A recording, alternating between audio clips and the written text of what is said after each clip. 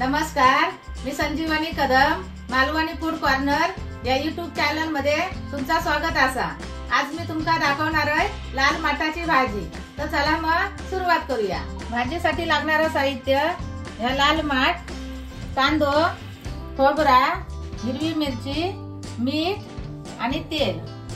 सर्वात आता आधी भाजी साफ करून धुवून घ्यायची। भाजी साफ करून झाली आणि 2 पाण्यात ती धुवून घेतली। आता ती कापून घेऊया।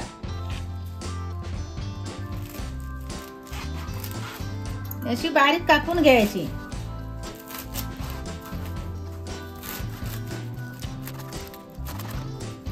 भाजी कापून झाली, आता शिजत ठेवूया। त्याच्यातच हे मिरची टाकायची।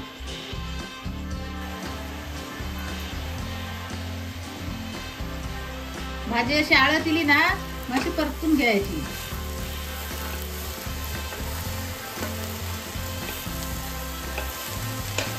भाजी आता सुका नेली हा, ही बघा, अजिबात त्याच्यात पाणी नाही। त्याच्यात अंगच्या पाण्याची भाजी शिजा नेली।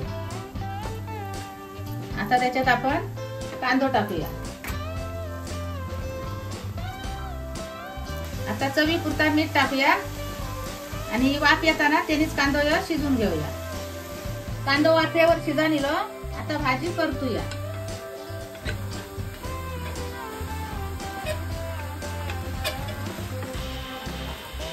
ही बघा, भाजी आता साफ सुका निली आहे। ही बघा, अजिबात पाणी नाही राहणार। आता त्याच्यात खोबरा आणि तेल टाकूया। ओल्या नारळाचं खोबरा, नंतर त्याच्यात तेल टाकूया। मग अशी 2 मिनिटांसाठी भाजी परतवायची। भाजी आता शिजली, आता ती काढून घेऊया।